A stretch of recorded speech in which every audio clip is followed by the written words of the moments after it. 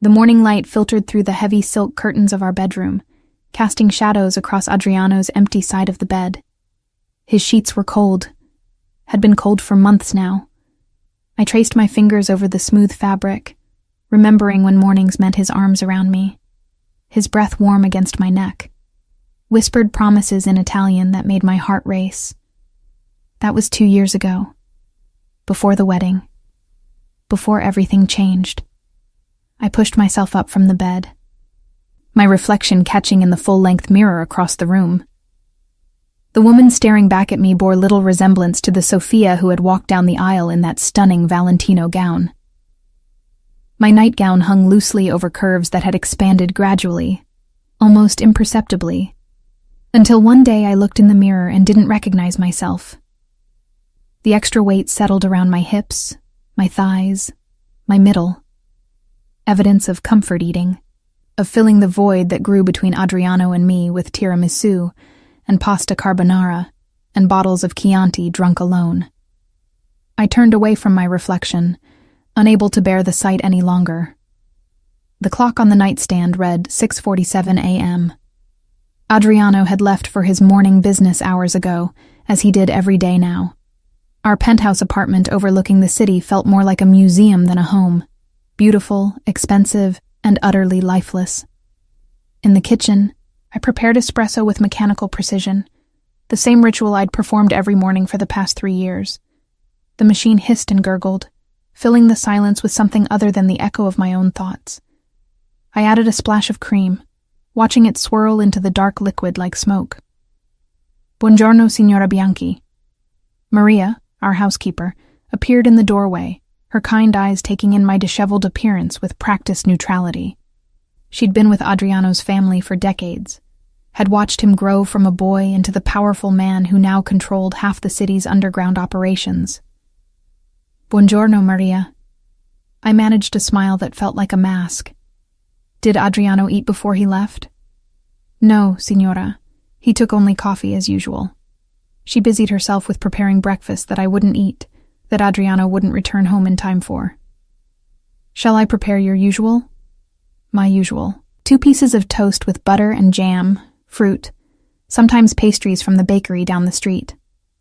Food had become my comfort, my companion, my silent rebellion against the loneliness that filled every corner of this beautiful prison. Just the coffee today, Maria. Thank you. She paused, her wrinkled hands stilling over the cutting board.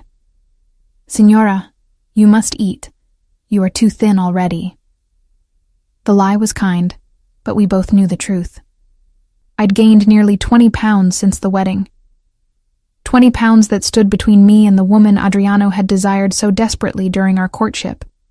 20 pounds that had somehow extinguished the fire in his eyes when he looked at me. My phone buzzed on the marble counter. A text from Lucia, my only real friend in this city of Adriano's associates, and their perfectly coiffed wives. Coffee at noon? I have news. I replied quickly. I'll be there. At least Lucia's boutique offered an escape. A place where I could pretend to be someone other than the neglected wife of a mafia boss. The hours until noon crawled by with agonizing slowness. I tried to read, to occupy myself with the Italian language lessons I'd been taking, to do anything but think about the growing chasm between Adriano and me. But my mind kept returning to the same painful memories. The way he used to pull me close in public, possessive and proud. The way he'd whispered "Mia bellissima" against my skin. The way he'd looked at me like I was the only woman in the world. Now, he barely looked at me at all. Lucia's boutique was tucked into a quiet street in the historic district, its windows displaying elegant dresses that would never fit my current body. The bell chimed as I entered, and Lucia emerged from the back room, her slender figure wrapped in a crimson dress that hugged every perfect curve. Sofia, finalmente. She kissed both my cheeks, her perfume expensive and subtle. You look tired, Cara. Are you sleeping? As well as can be expected. I followed her to the small sitting area at the back of the shop, where she'd prepared espresso and biscotti. What's your news? Lucia's expression grew serious, her dark eyes searching my face. "I am not sure I should tell you, but as your friend, I think you deserve to know." My stomach tightened. "Know what?" "There's been talk." She hesitated, choosing her words carefully. "About Adriano." Of course there was talk. There was always talk in their world. Whispers of deals and betrayals, of power shifting like sand. But something in Lucia's tone told me this was different. "What kind of talk?" "That he's been seen with someone." Lucia's hand found mine, squeezing gently. "At Ristorante Vincenzo, twice in the past week." The bottom fell out of my world. Ristorante Vincenzo, where Adriano and I had our first date, where he'd told me I was the most beautiful woman he'd ever seen, where he'd kissed me for the first time under the stars on their private terrace. "Who?" The word came out as barely a whisper. "I don't know. My source only said she was young, beautiful. But Sophia..." Lucia leaned forward, her voice urgent. "This doesn't mean anything happened. You know how these men are. They meet with many people for business. But I knew Adriano. Knew the difference between his business meetings, tense, calculated, always with at least 2 of his men present, and his personal time. If he was at Vincenzo with a woman, it wasn't business." "How long have you known?" I asked, pulling my hand away. Lucia's silence was answer enough. "How long, Lucia?" 3 weeks. Guilt flickered across her face. "I didn't want to tell you until I was certain, until I had more information." 3 weeks. 21 days of smiling at me, of civil morning greetings, of sleeping in the same bed while touching another woman, or thinking about touching her, or simply wanting to touch her in ways he no longer wanted to touch me. I stood abruptly, the room spinning slightly. "I need to go." "Sophia, wait."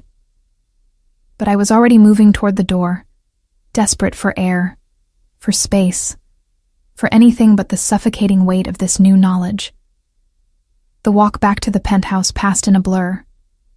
My mind raced through possibilities, through memories, searching for signs I'd missed. Had there been lipstick on his collar? Late-night phone calls he took in another room? Unexplained absences? But the truth was simpler and more devastating. Adriano hadn't needed to hide an affair because he'd already left me in every way that mattered.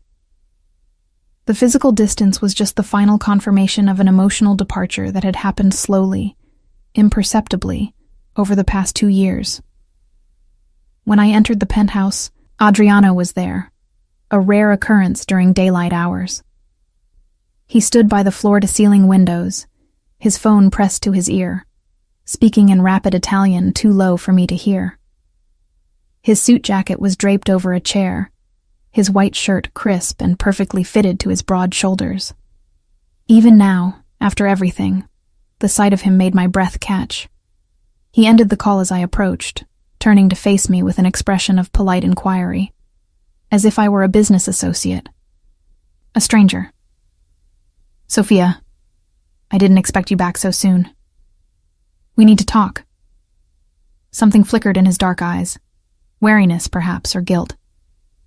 About us. About why you can't even look at me anymore." The words tumbled out, 2 years of silence and suffering finally breaking through.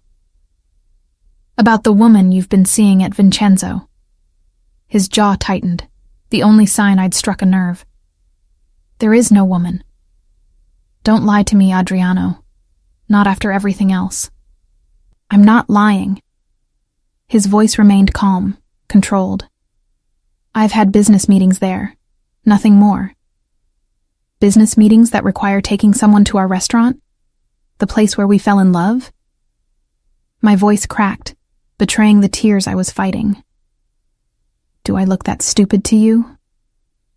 He moved toward me then, his hand reaching out before dropping back to his side, as if even the thought of touching me was distasteful.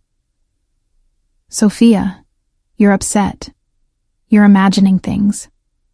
The only thing I'm imagining is that you still care about this marriage." I wrapped my arms around myself, suddenly cold despite the warmth of the room. "When did you stop wanting me, Adriano? Was it the wedding night? The week after? Or did it happen gradually, so slowly that I didn't notice until I was completely alone?" His expression shuddered, that familiar wall of ice descending. "I don't know what you want me to say." "The truth." The word came out as a shout, startling us both. "I want you to tell me the truth. Why won't you touch me? Why do you leave before I wake up and come home after I'm asleep? Why do you look at me like I'm a stranger?" Silence stretched between us, heavy and suffocating. I watched emotions flicker across his face. Anger, frustration, something that might have been pain. But when he finally spoke, his voice was empty. "I've been busy. The business requires—" "Don't." I cut him off, exhausted by the excuses. "Don't insult me by pretending this is about business. I've been your wife for 2 years, Adriano. I know the difference between busy and absent, between tired and indifferent." His hands clenched into fists at his sides. "What do you want from me, Sophia?" "I want my husband back." The tears came now, hot and unstoppable.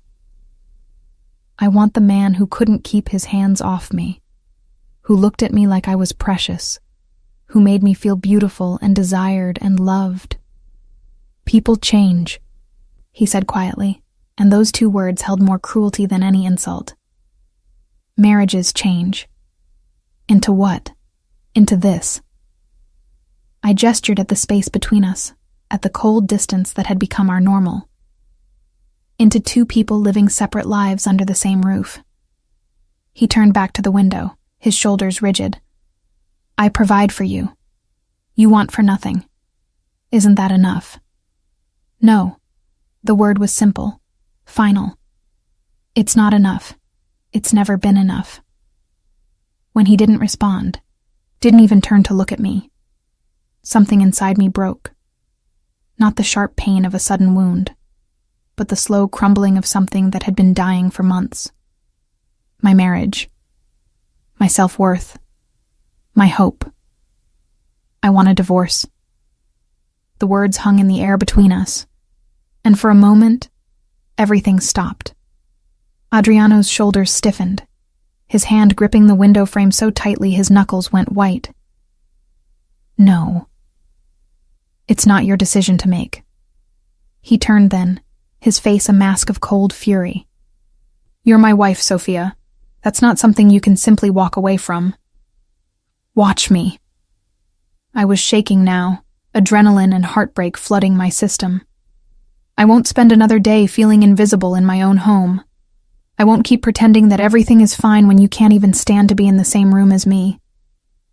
"This is ridiculous." His voice rose, control slipping for the first time. "You're being dramatic." "I'm being honest, something you clearly can't manage." I moved toward the bedroom, needing to be away from him, from this conversation, from the ruins of everything I'd believed in. "I'll have my lawyer contact yours. I want nothing from you except my freedom." "Sophia." His hand caught my arm, and the touch, the first real touch in months, sent electricity through me. For a moment, just a moment, I saw something in his eyes. Fear, maybe, or regret. But it wasn't enough. It would never be enough. I pulled away from his grasp and walked into the bedroom, closing the door between us with a quiet click that felt like the end of everything. The sound of breaking glass shattered the silence of the penthouse.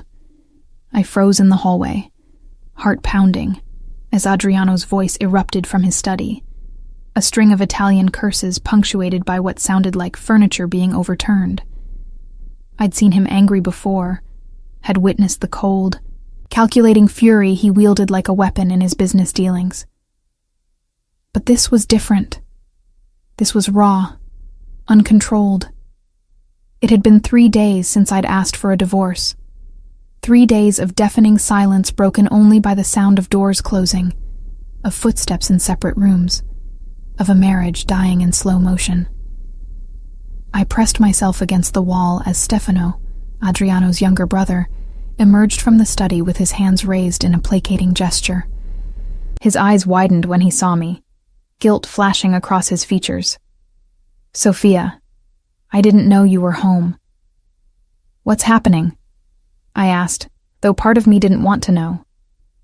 Stefano glanced back toward the study, where more crashing sounds echoed. "He's processing. The divorce papers arrived an hour ago." I'd moved quickly, contacting the best divorce attorney in the city who wasn't on Adriano's payroll. Signora Benedetti was a steel-spined woman in her 60s who'd built her reputation on taking down powerful men. She'd listened to my story with shrewd eyes and agreed to take my case. "He needs to sign them," I said, keeping my voice steady. "Sophia, please." Stefano moved closer, his voice low and urgent. "Whatever's happening between you two, there has to be another way. Divorce isn't what? Acceptable? Allowed?" I laughed bitterly. "I'm not asking for permission, Stefano. I'm done." Another crash from the study, followed by Adriano's roar of frustration.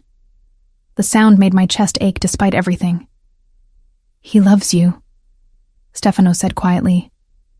"I know it doesn't seem like it right now, but he does. He's lost his way. He's had 2 years to find it again."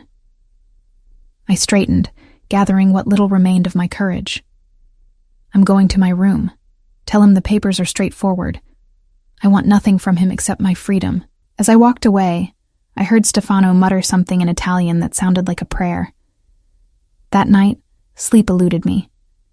I lay in the guest room I'd moved into, staring at the ceiling and listening to the unfamiliar silence of the penthouse. Usually, I could hear the faint sounds of Adriano moving through the apartment. The clink of a glass being set down, the low murmur of his voice on late-night phone calls, the soft padding of his footsteps. Tonight, there was nothing. Around 2 a.m., my door opened. I knew without looking that it was Adriano, knew the particular weight of his footsteps, the way he moved through darkness with absolute certainty. "Sophia." His voice was rough, as if he'd been shouting or perhaps crying, though I couldn't imagine Adriano Bianchi crying. "Are you awake?" I didn't answer, didn't move. If I acknowledged him, I'd have to face the conversation I'd been dreading. He crossed to the bed, and I felt him sit on the edge of the mattress. The springs dipped under his weight, and suddenly he was close enough that I could smell him. Expensive cologne mixed with whiskey and something darker, more desperate. "I know you're not sleeping." His hand found mine in the darkness, his fingers wrapping around my palm with a gentleness that made my heart stutter. "Please, just talk to me." There's nothing left to say. I kept my eyes closed, afraid that if I looked at him, I'd lose my resolve. "I'm not signing the papers." My eyes flew open then, and I pulled my hand from his grasp. In the dim light filtering through the curtains, I could make out his profile, the strong line of his jaw, the dark shadows under his eyes, the disheveled state of his usually immaculate hair. "You don't have a choice. There's always a choice." He turned to face me, and the intensity in his gaze stole my breath. "I choose you, Sophia. I choose us. Now?" Anger flared hot and bright in my chest. "Now you choose us. After 2 years of nothing? After months of you treating me like I don't exist? I made mistakes." His hand reached for mine again, and this time I let him take it, if only because I was too tired to fight. I know I did, but divorce isn't the answer. Then what is? I sat up, pulling the blanket around myself like armor. "Tell me, Adriano, what's the answer? How do we fix a marriage where one person doesn't even want to touch the other?" He flinched as if I'd struck him. "That's not—" "Don't lie to me." My voice cracked. "Not anymore. Just tell me the truth." Why did you stop wanting me?" The silence that followed was crushing. I watched emotions play across his face. Shame, guilt, something that looked almost like fear. When he finally spoke, his voice was barely above a whisper. "You didn't stop being beautiful, Sophia. I did. I stopped being the man you deserved." "What does that mean?" He stood abruptly, pacing to the window like a caged animal. The business, the pressure, the constant threat of violence, of betrayal. It changed me, made me harder, colder. I couldn't... He broke off, his shoulders sagging. "I couldn't be the man you needed, and the man my position demanded. So you chose the business over me." "No." He turned back to me, his eyes blazing with something raw and painful. "I chose to protect you, to keep that world away from what we had. But in doing so, I pushed you away too. That's convenient." I couldn't keep the bitterness from my voice. "Blaming your neglect on some noble attempt at protection. It's the truth. The truth is you stopped seeing me, Adriano. You stopped touching me, talking to me, caring about me. And you expect me to believe it was all for my own good?" He moved toward the bed again, and this time when he reached for me, I didn't pull away. His hands cupped my face with a tenderness I hadn't felt in so long it made my throat tight with unshed tears. "Look at me, Sophia. Really look at me." I did, and what I saw shocked me. This wasn't the cold, distant stranger who'd shared my bed for the past 2 years. This was Adriano, my Adriano, vulnerable and desperate and afraid. "I never stopped wanting you," he whispered, his thumb brushing across my cheekbone. "I stopped believing I deserved you. That's not... Every day you became more beautiful, more kind, more everything I could never be. And I'm..." He laughed bitterly. "I'm a monster, Sophia. A man who hurts people for a living, who makes decisions that cost lives. How could I touch you with these hands? How could I bring that darkness into your light?" Tears spilled down my cheeks as understanding began to dawn. "So you just... stopped?" "I thought it was better, cleaner. If I kept my distance, maybe you'd stay pure, stay untouched by what I am." "You idiot." The words came out as half laugh, half sob. "Don't you understand? I never wanted pure. I wanted you. All of you. Darkness included." His hands tightened on my face. "The weight you gained. Don't." I tried to pull away, but he held firm. "Let me finish, please." He took a shaky breath. "I noticed. Of course I noticed. But it wasn't..." He struggled with the words. "I thought you were happy. Content. That maybe you'd found something in food that I couldn't give you anymore. And I hated myself for it. You never said anything. What was I supposed to say? That I'd destroyed our marriage so thoroughly that my wife had to find comfort in other things? That I'd failed you so completely, you didn't even feel beautiful anymore?" Fresh tears came, harder now. Because he was right. Every pound I'd gained was a layer of protection, a physical manifestation of the emotional barrier between us. I'd eaten to fill the void he'd left, to comfort myself when his coldness became unbearable. "I'm signing the papers," he said suddenly, his voice steady despite the tears I could now see on his own face. "If that's what you truly want, I won't fight you. But Sophia," his forehead pressed against mine, "give me 1 month, 30 days to prove that I can be the man you married, the man you deserve. Adriano, please, ti prego, amore mio." The endearment, spoken in his native tongue, nearly broke me. "If after 30 days you still want the divorce, I'll sign without question. But let me try. Let me show you that I haven't forgotten how to love you." Every rational part of my brain screamed that this was a mistake, that pretty words wouldn't fix 2 years of neglect, that I should walk away while I still had the strength. But my heart, my stupid, stubborn heart, whispered a different truth. That I still loved this man. That I'd never stopped loving him, even when loving him hurt. 1 month, I heard myself say. But Adriano, if you hurt me again, I won't. I swear on everything I hold sacred, I won't. He kissed me then, and it was like coming home after a long exile. His lips were warm and soft, and tasted of whiskey and salt from his tears. His hands trembled as they slid into my hair, cradling my head like I was something precious and fragile. When we broke apart, both breathing hard, he rested his forehead against mine again. Tomorrow, he whispered. Tomorrow I start making this right. But as I watched him leave my room, saw the set of his shoulders and the determined line of his jaw, I couldn't shake the feeling that we were both standing on the edge of a cliff. 1 month to save a marriage that had been dying for 2 years. 1 month to decide if love was enough. The morning after our midnight conversation, I woke to the smell of coffee and something sweet. Vanilla, perhaps, or cinnamon. For a moment, I thought I was dreaming, that I'd slipped back in time to those early days when Adriano would surprise me with breakfast in bed, when every morning felt like a promise. I opened my eyes to find him standing in the doorway of the guest room, holding a tray with careful precision. He was dressed casually in dark jeans and a white linen shirt with the first 4 buttons undone, his hair still damp from the shower.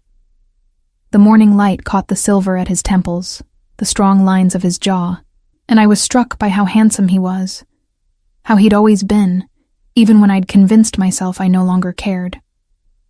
"Buongiorno, bellissima," he said softly, the endearment falling from his lips like a prayer he'd forgotten how to say. "I made your favorite, cornetti with Nutella and fresh fruit. And your coffee, 1 sugar, splash of cream, exactly as you like it."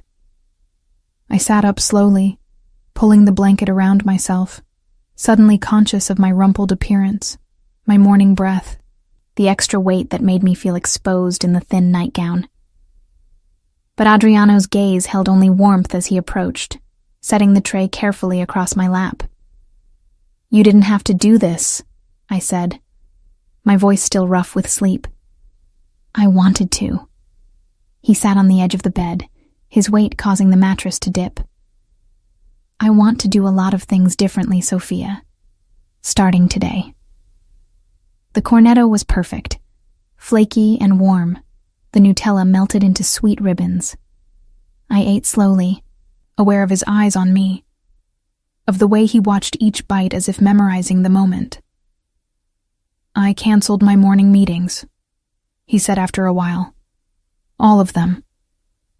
I thought perhaps we could spend the day together, if you'd like." I paused mid-bite, studying his face for signs of deception or duty. But all I saw was genuine hope, tinged with nervousness that seemed foreign on a man who commanded fear and respect from half the city. "Doing what?" A smile tugged at the corner of his mouth. "Whatever you want, amore. We could visit the botanical gardens you're always mentioning, or that small gallery in the old quarter. Or we could simply stay here and talk, really talk, like we used to." The offer was tempting, dangerously so, but 2 years of disappointment had made me wary. "I have an appointment with Signora Benedetti this afternoon to discuss the divorce proceedings." His jaw tightened, but he nodded. "Then we have this morning. Will you give me that much?" Against my better judgment, I agreed. We spent the morning in the botanical gardens, walking slowly through paths lined with roses and jasmine. Adriano held my hand, actually held it, his fingers laced through mine with the same possessive tenderness I remembered from our courtship. We talked about small things at first, the weather, the flowers, a book I'd been reading. But gradually, carefully, we began to excavate the ruins of our marriage. "When did it start?" I asked, as we sat on a bench beneath a pergola heavy with wisteria. "When did you first pull away?" He was quiet for a long moment, his thumb tracing circles on the back of my hand. "Do you remember the Moretti incident about 3 months after the wedding?" I did. Adriano had come home late one night, his knuckles bruised and split, his shirt stained with what I'd pretended not to recognize as blood. He'd refused to talk about it, had simply showered and climbed into bed with his back to me. "I killed a man that night," he said, his voice flat and emotionless. "Not the first time, not the last. But it was the first time I came home to you afterward. And I looked at you sleeping there, so peaceful, so innocent. And I felt..." He swallowed hard. "I felt filthy, contaminated, like I had no right to touch you with hands that had just taken a life. Adriano. After that, every time I touched you, all I could think about was what these hands had done, what they would do again. I started finding excuses not to come to bed, to leave early, to keep distance between us so that maybe you wouldn't see the monster I'd become." "I never saw a monster," I said quietly. "I saw my husband shutting me out. I saw a man who'd made vows to me and then acted like I didn't exist." "I know. Dio, I know." He turned to face me fully, his dark eyes searching mine.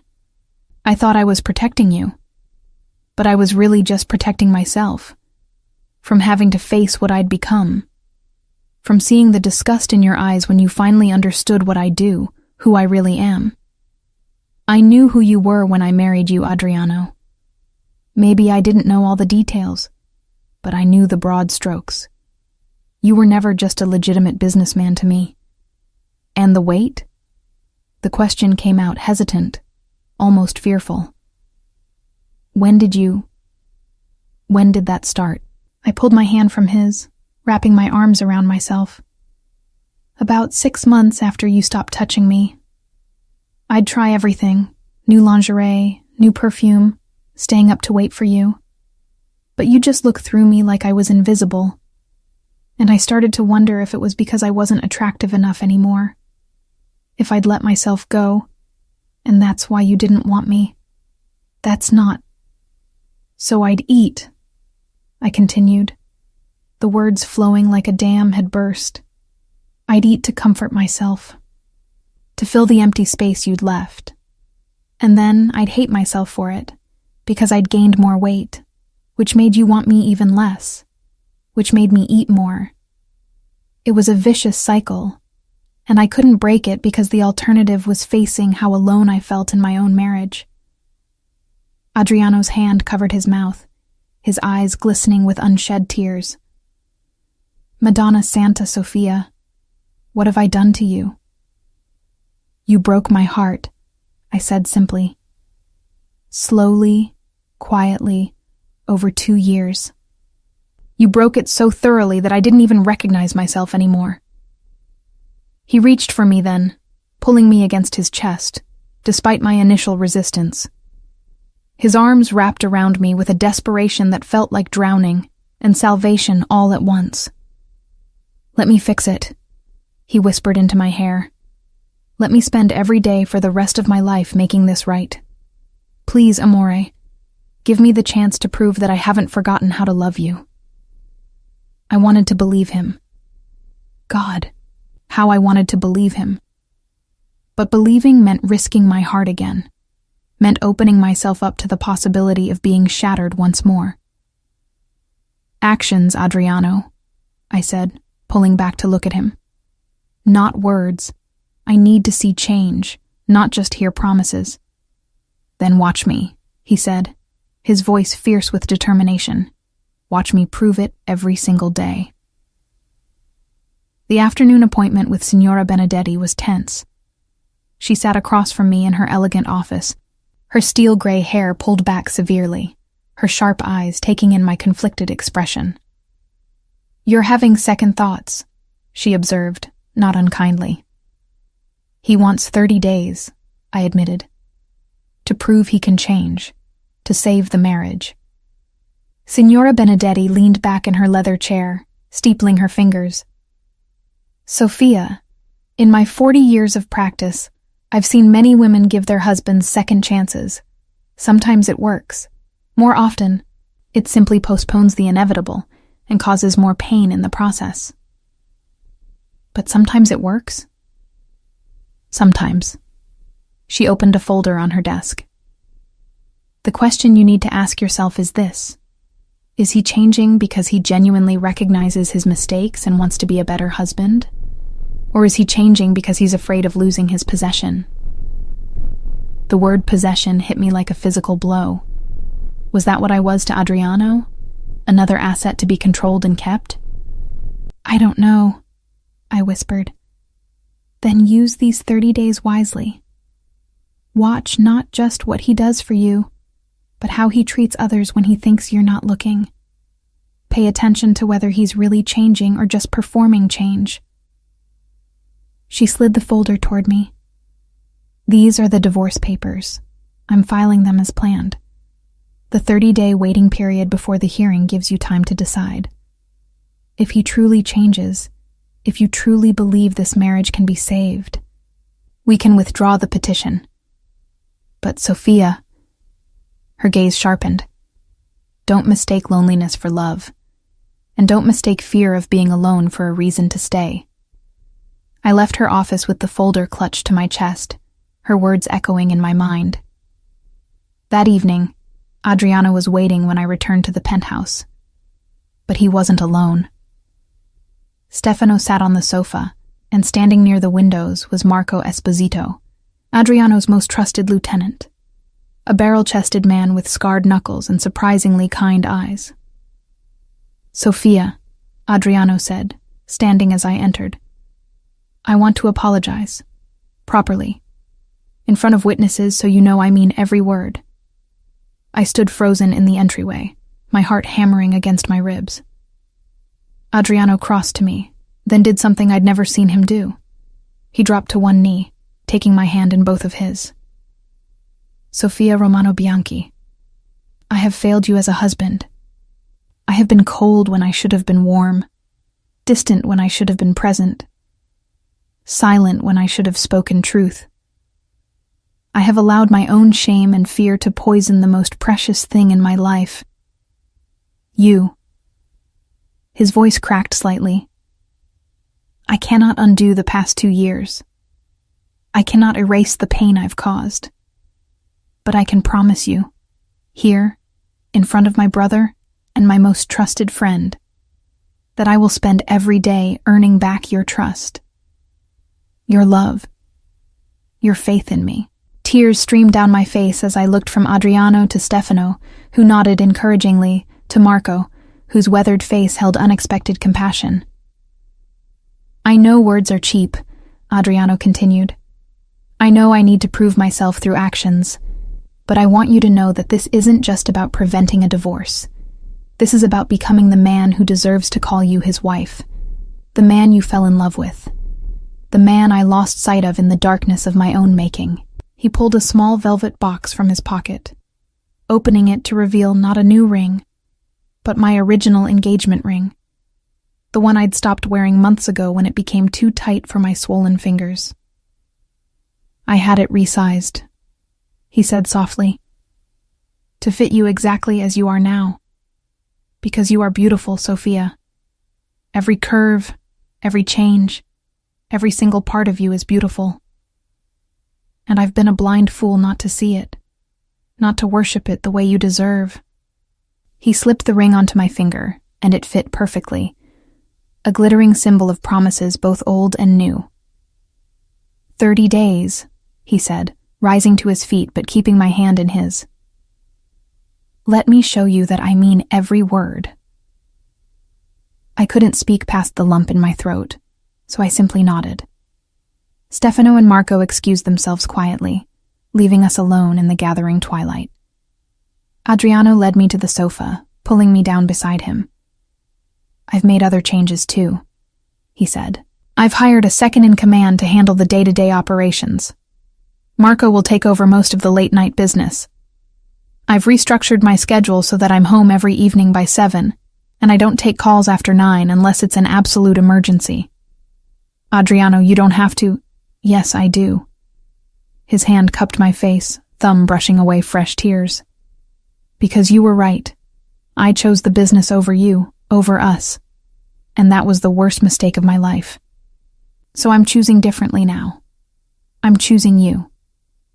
That night, for the first time in 2 years, we fell asleep together in our marriage bed. We didn't make love. That intimacy still felt too fragile, too dangerous. But Adriano held me close, his arms wrapped around me from behind, his breath warm against my neck. I love you, he whispered into the darkness. I never stopped. I just forgot how to show it. I laced my fingers through his, pressing his hand against my heart. Prove it, I whispered back, every single day. I will, he promised. I swear it. And as I drifted off to sleep, cocooned in the warmth of his embrace, I allowed myself to hope. Just a little. Just enough to believe that maybe, just maybe, love could be enough. The days that followed unfolded like a dream I was afraid to wake from. Adriano kept every promise. He was home every evening by 7, often earlier. He cooked dinner with me, or rather, I cooked while he sat at the kitchen island, watching me with an intensity that made my hands shake and my heart race. He asked about my day, my thoughts, my dreams. He listened like every word I spoke was precious. On the 5th day, he surprised me with tickets to the opera, La Traviata, my favorite. We dressed formally, and when I emerged from the bedroom in the evening gown Lucia had helped me select, Adriano's sharp intake of breath made me blush. Bellissima, he murmured, his eyes traveling over me with undisguised hunger. Absolutely stunning. For the first time in 2 years, I felt beautiful under his gaze. On the 10th day, I found him in his study, and what I saw made me pause in the doorway. He was on the phone, speaking in rapid Italian, but his tone was different. Softer, more patient than I'd heard him use in business calls. See, I understand. No, take the time you need. Family comes first. He paused, listening. Your daughter's health is more important than any shipment. We'll reschedule. Take care of her. He ended the call and looked up to find me watching him. What? He asked, a small smile playing at his lips. You're different, I said. Even in business, you're gentler. He stood, crossing to me and pulling me into his arms. You're changing me, Sophia, making me remember that there's more to life than power and control. That the people who work for me have families, lives, struggles that matter. I'm not doing anything. You're doing everything. He kissed my forehead, my cheeks, the tip of my nose. Just by existing, by giving me the chance to be better. On the 15th day, the halfway point of our 30-day agreement, Lucia came to visit.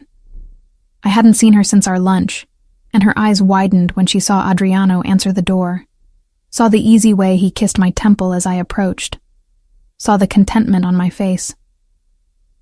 Madonna, she breathed when we were alone in my bedroom. What happened?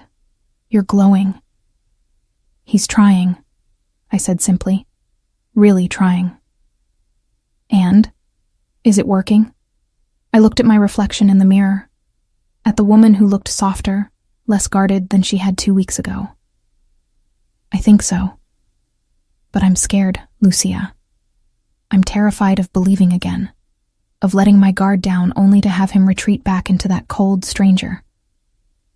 Then don't let your guard down completely, she advised, taking my hands in hers. Hope for the best, but protect yourself. And Sophia, her expression grew serious. Make sure he knows what you need, not just what he thinks you need. That evening, I took Lucia's advice to heart. When Adriano and I sat down to dinner, pasta carbonara he'd insisted on making himself, though I'd had to coach him through every step, I brought up something that had been weighing on me. Adriano, I want to start seeing a therapist. His fork paused halfway to his mouth. A therapist? For me, For us, if you're willing. But definitely for me. I set down my own fork, meeting his gaze steadily. These past 2 years have done damage that won't heal with just romantic gestures and apologies. I need help processing everything. And I need tools to make sure I never lose myself like that again. For a moment, I thought he might resist, might see it as a threat or an insult. But then he nodded slowly. Of course, whatever you need.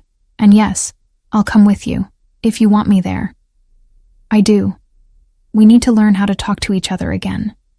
Really talk, without the walls we've both built up. He reached across the table, taking my hand in his. Thank you for still fighting for us, Sophia. For not giving up completely. I haven't decided yet, I reminded him gently. We still have 15 days left. I know. And I intend to make every single one count.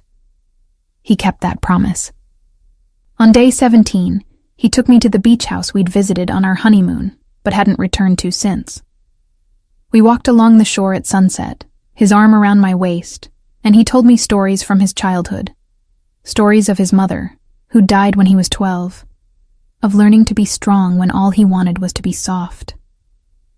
My father taught me that emotion was weakness, he said, staring out at the waves. That to survive in our world, you had to be harder than stone, colder than ice. I became exactly what he wanted me to be, and in the process, I forgot how to be human. You're human, Adriano. You've always been human. I didn't feel human, not for a long time. But with you, he turned to me, his dark eyes reflecting the dying light. With you, I remember what it's like to feel, to care about something more than power or survival. On day 22, we attended our first therapy session. Dr. Marissa Chen was a woman in her 50s with gentle eyes and an unflinching ability to cut through our carefully constructed defenses. Tell me, she said, looking at Adriano, why you think your wife wanted a divorce. Because I failed her, he answered without hesitation. I withdrew emotionally and physically. I made her feel unwanted and unloved. And why did you withdraw? The muscles in his jaw worked as he struggled with the answer. Finally, because I was ashamed of what I do, of what I am. I didn't think I deserved her. Dr. Chen nodded, then turned to me. And you, Sophia, why did you stay as long as you did? The question caught me off guard. Because I loved him. Because I kept hoping he'd come back to me. And when did you stop hoping? I thought about that moment in Lucia's boutique, the moment I'd learned about the woman at Vincenzo. But that hadn't been when I'd stopped hoping. I'd stopped hoping months before that, in 1,000 tiny moments of rejection and indifference. When I realized he wasn't coming back, I said softly. When I understood that the man I'd married was gone, replaced by someone who saw me as an obligation rather than a choice. And now? Dr. Chen looked between us. What's changed? I'm fighting for her, Adriano said, his hand finding mine. For us. I'm choosing her every day. Actions matter, I added. He's showing me, not just telling me. We left that session emotionally drained, but somehow lighter, as if excavating our pain had created space for something new to grow. On day 28, 2 days before our 30-day deadline, I woke to find Adriano already awake beside me, propped up on one elbow, watching me sleep. Buongiorno, amore, he murmured, his free hand tracing the curve of my hip through the silk nightgown. You're staring, I said, suddenly self-conscious despite the weeks of his consistent attention. I'm memorizing. Every curve, every line, every beautiful detail. His hand continued its slow exploration, and I felt heat bloom in my core. Sophia, I want to make love to you. Not because I think it will convince you to stay, but because I've missed you. Missed touching you, tasting you, being one with you. My breath caught. We'd been intimate in small ways over the past weeks. Kisses that lingered, touches that promised more. But nothing like this. Nothing so direct, so hungry. I'm scared, I admitted. Of me? Of hoping. Of believing this is real only to have it snatched away again. He shifted, hovering over me, his weight braced on his forearms. Then let me prove it. Let me worship you the way you deserve. Let me show you that this body... His lips brushed my collarbone. Every inch of it is beautiful to me. That you are beautiful to me. When I nodded, trembling, he began a slow, reverent exploration that erased 2 years of doubt and pain. He took his time, murmuring words of worship in Italian as he learned my body all over again, paying special attention to the places where I'd changed, where I'd added softness and curves. Sei perfetta, he whispered against my skin. Perfect. Sei la mia vita. You are my life. And as we moved together in the morning light, I felt something fundamental shift inside me. Not forgiveness. That would take more time. But hope. Real. Fragile. Terrifying hope. Afterward, we lay tangled together, his hand resting possessively on my hip. 2 more days, he said quietly. And then you decide. I turned in his arms, meeting his gaze. I need you to understand something, Adriano. If I stay, if I withdraw the divorce petition, it can't go back to how it was. We keep going to therapy. You keep making time for us.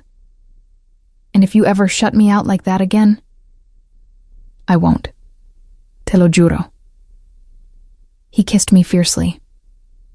I swear it, on my life, on my honor, on everything I hold sacred.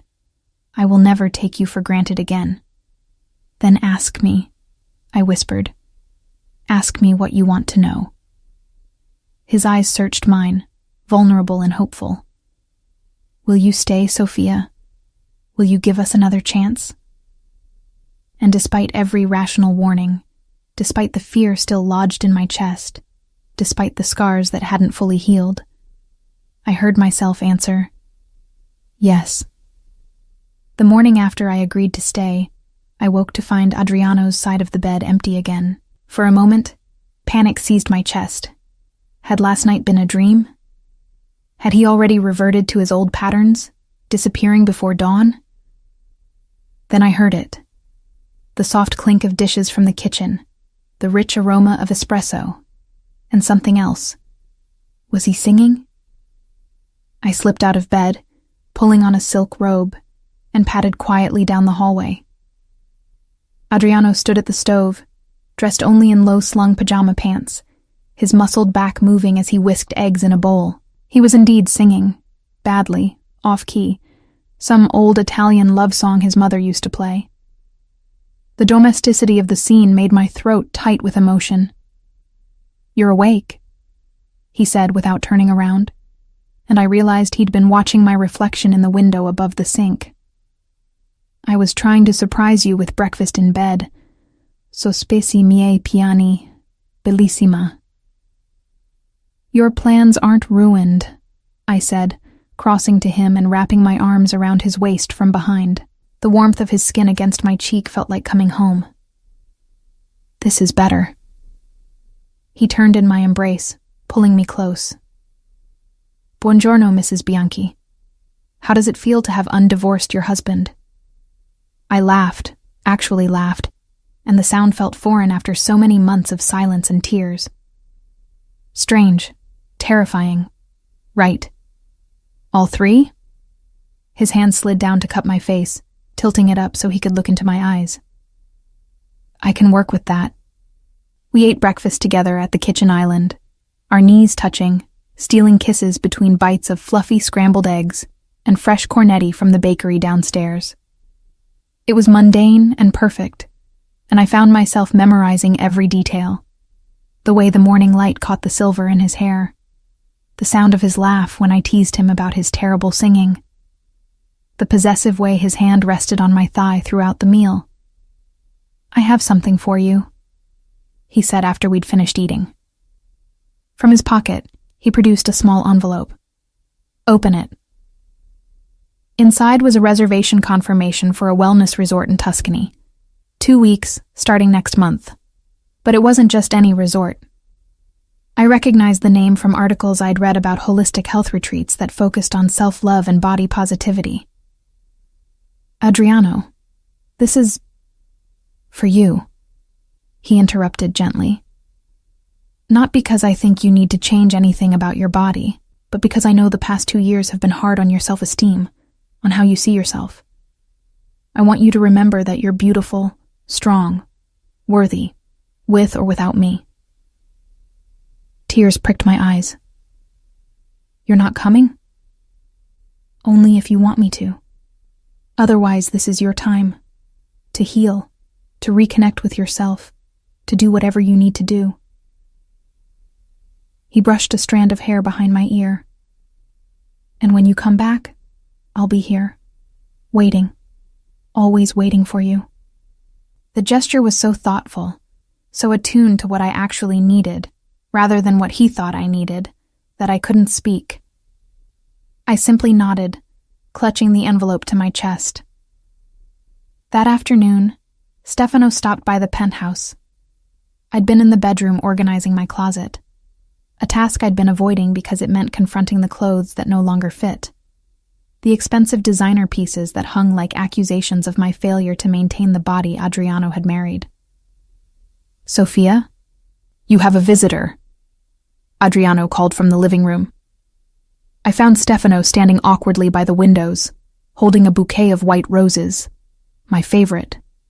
His young face was serious, older than his 28 years. "Stefano, you didn't have to?" "Yes, I did." He crossed to me, pressing the flowers into my hands. "I need to apologize. For the past 2 years, I watched my brother destroy his marriage and I said nothing. I should have intervened, should have forced him to confront what he was doing. Instead, I stayed silent, and you suffered for it." I glanced at Adriano, who stood with his arms crossed, his expression unreadable. "That's what our mother taught us before she died, and I failed her. I failed you both." He turned to Adriano. "Fratello, you're my blood, but that doesn't mean I'll stand by silently if you ever hurt Sofia again. Capisce?" Something shifted in Adriano's expression. Surprise, perhaps, followed by respect. "Capisco, and I won't. Never again." Stefano nodded, satisfied, then turned back to me. "He's different, Sofia. I don't know if you've noticed, but he's different even with the men. More patient, more human. Whatever magic you worked, thank you. You gave me my brother back." After Stefano left, I confronted Adriano about it. What did he mean? Different with the men? Adriano sat on the sofa, pulling me down beside him. "I told you I was restructuring things. Part of that means changing how I operate. I've always ruled through fear. It's effective, keeps people in line. But it also makes you paranoid, isolated, constantly watching for betrayal. And now? Now I'm trying something radical. Respect. Treating the people who work for me like human beings with families and lives outside of my organization. It's strange, uncomfortable. But it's also liberating." He took my hand, lacing our fingers together. "You make me want to be better, Sofia. Not just as a husband, but as a man, as a leader, as a person." The weeks that followed were a delicate dance of rebuilding trust. Adriano kept every promise, came home early, attended our therapy sessions without complaint, made love to me with a reverence that made me cry. But there were still moments of doubt, flashes of fear that this was temporary, that he'd revert to the cold stranger who'd shared my bed for 2 years. Dr. Chen helped us navigate those moments in our weekly sessions. She taught us how to communicate without accusation, how to express needs without ultimatums, how to rebuild intimacy that had been shattered. Trust isn't rebuilt in grand gestures, she explained during one session. It's rebuilt in small, consistent actions over time. Adriano, you need to understand that even though Sofia has agreed to stay, her trust is still fragile. One broken promise could undo months of progress.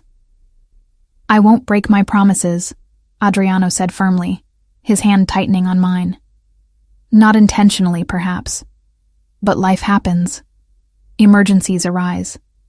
The question is, how will you handle those moments when something threatens to pull you back into old patterns? It was a prophetic question. 2 weeks before my scheduled trip to Tuscany, a crisis erupted in Adriano's organization. One of his key lieutenants, a man named Paolo who controlled the shipping operations, was arrested on racketeering charges. The arrest threatened to expose sensitive information that could bring down not just Paolo, but significant portions of Adriano's empire. I woke at 3 a.m. to find Adriano's side of the bed empty. My heart sank. This was it. The moment where the business would take precedence again, where I'd be pushed aside for more important concerns. I found him in his study, pacing while speaking rapid Italian into his phone. His face was drawn with stress, his hair disheveled from running his hands through it.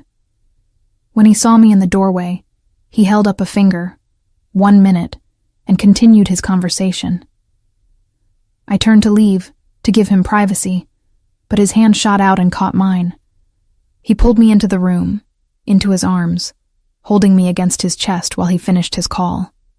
Even in crisis, even under pressure, he was choosing not to shut me out. When he finally ended the call, he pressed his forehead against mine. I'm sorry I woke you. What's happening? He told me everything. The arrest, the potential exposure, the delicate negotiations happening to ensure Paolo's silence. In the old days, he would have handled this with threats and violence. Now, he was working through lawyers, through legitimate channels, trying to protect his people without resorting to the brutal tactics that had defined his father's reign. I need to go to the office, he said. Meet with my attorneys. It could take all day, maybe longer. Here it was, the first real test of his promises. I waited for the familiar excuses, the dismissal, the assumption that I'd simply accept his absence. Instead, he cupped my face in his hands. Come with me. What? Come with me. I don't want to leave you, and I don't want to break my promise to be home for dinner. So come with me. Bring a book, work on your language lessons, whatever you want. Just be there. Be with me. It was an odd request, to spend the day in his office while he dealt with criminal attorneys and crisis management. But it was also an invitation into a part of his life he'd always kept separate, a gesture of inclusion rather than exclusion. Okay, I said. Give me 20 minutes to get dressed. His office was in a nondescript building downtown, deliberately unremarkable from the outside. But inside, it was pure Adriano. Sleek lines, dark wood, expensive art. I settled into a leather sofa in the corner of his office with my Italian grammar book while he worked, fielding calls and meeting with a parade of concerned associates. What struck me most was how he included me in small ways throughout the day. He'd catch my eye during tense phone calls and wink, silently communicating that everything would be okay. When his attorneys arrived for a strategy session, he introduced me not as my wife, but as Sofia, the most important person in my life. During lunch, takeout from a local trattoria, he insisted we eat together, asking about my opinion on the grammar exercises I'd been working on, as if we weren't in the middle of a crisis. Doesn't this bother you? I asked during a rare quiet moment. Me being here while you're trying to handle serious business? He looked up from the legal documents spread across his desk, his expression softening. Sofia, having you here is the only thing keeping me sane right now. Knowing you're close, that I don't have to choose between handling this crisis and keeping my promises to you. That's everything. By evening, the immediate crisis had been contained. Paolo's lawyer had negotiated a deal that protected both Paolo and Adriano's organization. It wasn't perfect, but it was resolved without violence, without anyone getting hurt. "Let's go home," Adriano said, standing and stretching his stiff shoulders. "I promised you dinner, and I intend to keep that promise even if I have to cook it myself." On the drive home, I studied his profile in the dimming light. You handled that differently than you would have before. Before, I would have threatened Paolo's family until he had no choice but to stay silent. Or worse. His jaw tightened. I would have solved the problem through fear and violence. It would have been faster, more certain. But it also would have cost me a piece of my soul. And it would have cost me you. He reached over, taking my hand and pressing it to his lips. "Some things aren't worth the price anymore, Amore. I'm learning that the hard way." The incident became a turning point. Adriano had been tested, faced with the kind of crisis that would have consumed him in the past, and he'd chosen differently. He'd chosen us. A week later, Lucia invited me to lunch at her boutique. When I arrived, I found her beaming, practically bouncing with excitement. "Okay, what's going on?" I asked, laughing at her enthusiasm. "What's going on is that you look happy," she said, pulling me into a hug. "Really, genuinely happy. The shadows are gone from your eyes, Sophia. And you're—" She pulled back, studying me with a knowing smile. "You're glowing." I blushed, thinking of the night before, of Adriano's hands on my skin, his whispered words of worship. "He's really trying, Lucia. It's not perfect. We still have moments where old fears creep in, but it's real. He's really changed." "I can see that." She led me to the back of the boutique, where she'd set up a beautiful lunch spread. "But what about you? Have you changed? Are you still the woman who was so miserable she ate herself into depression? Or are you someone new?" The question hit harder than I expected. Had I changed? Or had I simply returned to who I was before the marriage fell apart? "I don't know," I admitted. "I'm still struggling with my weight, with how I see myself. Some days I look in the mirror and hate what I see. Other days, when Adriano looks at me like I'm the most beautiful woman in the world, I almost believe it." Lucia took my hands, her expression serious. "Sophia, listen to me. You need to learn to see yourself as beautiful independent of how Adriano sees you. What happens if he has a bad day and doesn't give you that look? Will you fall apart again? Will you go back to using food as comfort?" Her words were harsh but necessary. I'd been so focused on Adriano's journey, on his changes and growth, that I'd neglected my own healing. "The wellness retreat," I said suddenly. "That's why he booked it. Not just for relaxation, but for me to work on myself, on my own terms." "Smart man," Lucia said approvingly. "And you should go. Take that time. Figure out who Sofia Romano Bianchi is when she's not defined by her husband's attention or lack thereof." I left lunch with my mind spinning. Lucia was right. I needed to do my own work, my own healing. Adriano had changed, was changing, but I couldn't build my entire self-worth on his validation. That night, I broached the subject with Adriano over dinner. "I've been thinking about the Tuscany retreat. I want to go alone." He looked up from his pasta, and I saw a flash of hurt in his eyes before he masked it. "Of course. I told you it was your choice." "It's not because I don't want you there," I rushed to explain. "It's because I need this time for me, to work on myself, on how I see myself. Lucia pointed out today that I've been rebuilding my self-esteem based on your validation, and that's not healthy. I need to learn to see myself as worthy independent of you." Understanding dawned in his expression. "You're absolutely right. And Sophia." He reached across the table, taking my hand. I want you to know that I see you as beautiful, not because of what you weigh or how you look, but because of who you are. Your kindness, your strength, your refusal to give up on us even when I gave you every reason to. That's what makes you beautiful to me. Tears pricked my eyes. I need to believe that about myself. Need to find that strength and worth inside me, not just reflected in your eyes. Then go. Take the 2 weeks. Do whatever you need to do. And know that when you come back, I'll be here, loving you exactly as you are. The next morning, as I packed for my trip, I found a note tucked into my suitcase. Adriano's bold handwriting filled the page. Mia bellissima Sofia. These past weeks with you have been the happiest of my life, not because of what we've recovered, but because of what we're building together. Something stronger, more honest than what we had before. Take this time for yourself. Discover your strength, your beauty, your worth, and know that every day you're gone, I'll be counting the hours until you return to me.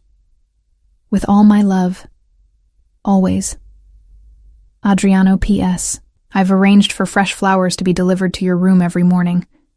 Not because I think you need reminders of me, but because you deserve beautiful things. I pressed the note to my chest, tears streaming down my face. This man, this complicated, flawed, beautiful man, had truly changed. And more importantly, he was giving me the space and support to change too. As the car pulled away from the penthouse, heading toward the airport, I looked back to see Adriano standing on the balcony, watching me leave. Not with the cold indifference of the past, but with love written plainly across his face. 2 weeks. 2 weeks to work on myself, to heal, to grow. And then I'd return to him, not as a broken woman seeking validation, but as a whole person choosing to share her life with someone who cherished her. For the first time in 2 years, I felt truly hopeful about our future. The Tuscan sun filtered through white linen curtains, warming my face as I woke on my first morning at Villa Serenita. The room was simple but elegant. Terracotta floors, exposed wooden beams, and those promised fresh flowers in a ceramic vase by the window. White peonies today, their sweet fragrance mingling with the scent of lavender from the gardens below. I'd arrived late the previous evening, too tired from travel to do more than collapse into the surprisingly comfortable bed. Now, in the gentle morning light, I took stock of my surroundings and felt something unfamiliar settle in my chest. Peace. A knock at the door announced breakfast. Fresh fruit, yogurt with local honey, and strong Italian coffee. The note beside the tray was in flowing script. Buongiorno, Sofia. Your first session with Dr. Alessandra begins at 10 a.m. in the garden pavilion. Wear comfortable clothes. Come with an open heart. Bianca, your wellness concierge doctor, at. Alessandra Conti turned out to be a woman in her 60s with silver hair twisted into a loose knot and eyes that seemed to see straight through to my soul. She was waiting in a beautiful open-air pavilion surrounded by olive trees when I arrived, exactly on time. Sofia Bianchi, she said, rising to greet me with a warm embrace. Welcome. Please, sit. Tell me why you're here. I settled into the cushioned chair across from her, the morning breeze carrying the scent of rosemary and sage. My husband arranged this. He thought I needed time to work on myself. And what do you think? Her Italian accent was musical, soothing.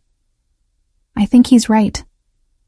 I think I've spent 2 years hating myself, using food to fill a void, forgetting who I was before everything fell apart. The words tumbled out, 2 years of pain condensed into a few sentences. Dr. Alessandra nodded slowly. And who were you before?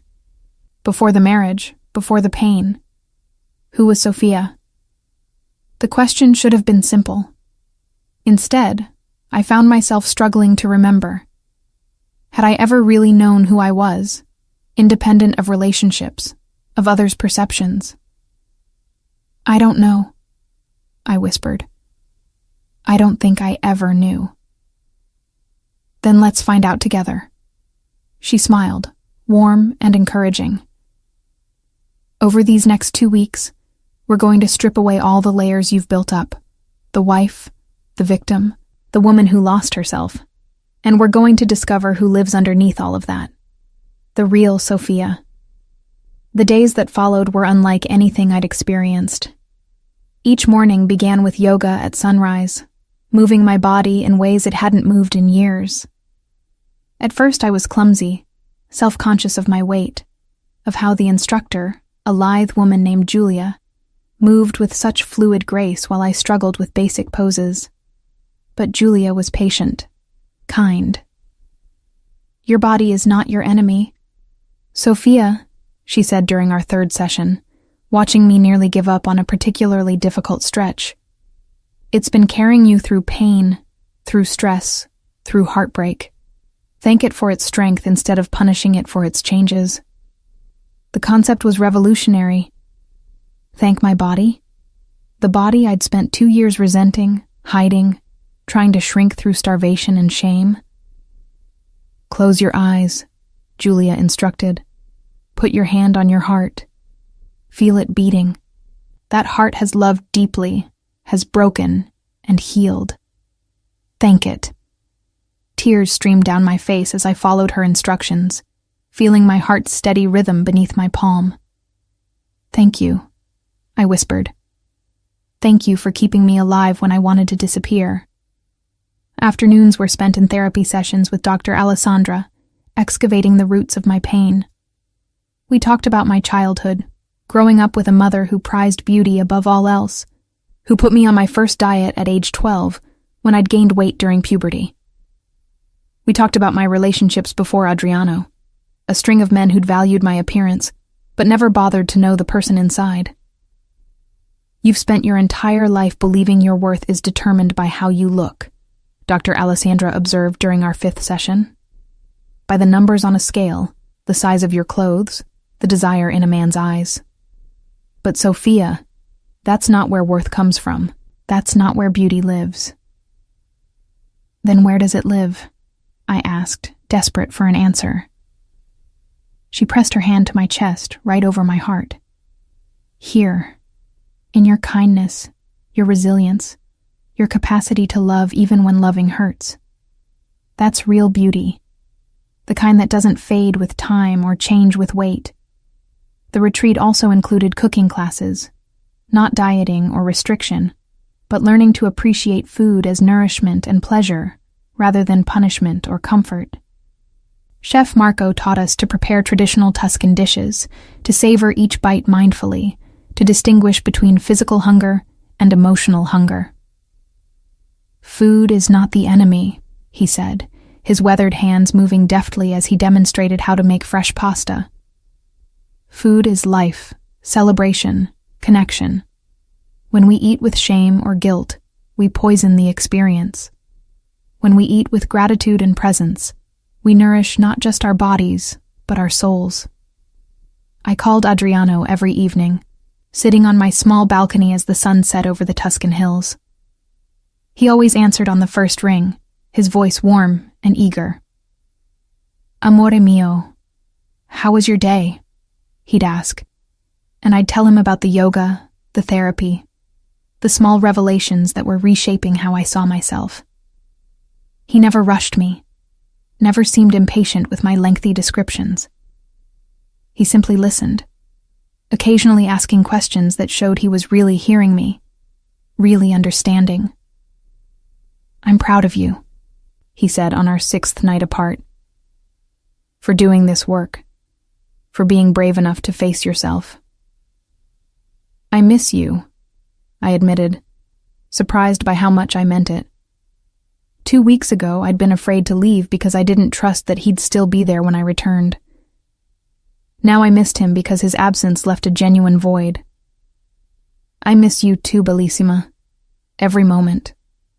But this time is important. Take all of it. Use it well. During the 2nd week, the focus shifted to body image work. We had group sessions where women of all ages and sizes shared their stories of struggle with self-acceptance. I listened to a 70-year-old widow talk about finally learning to love her body after her husband died. Not because she'd lost weight, but because she'd realized life was too short to waste hating herself. I heard a young woman in her 20s describe her recovery from an eating disorder, how she was learning that health and worth had nothing to do with size. Your turn, Sophia, Dr. Alessandra prompted during one session. What do you want to say to the woman you see in the mirror? I stood in front of the full-length mirror in the therapy room, surrounded by the other women, and forced myself to really look.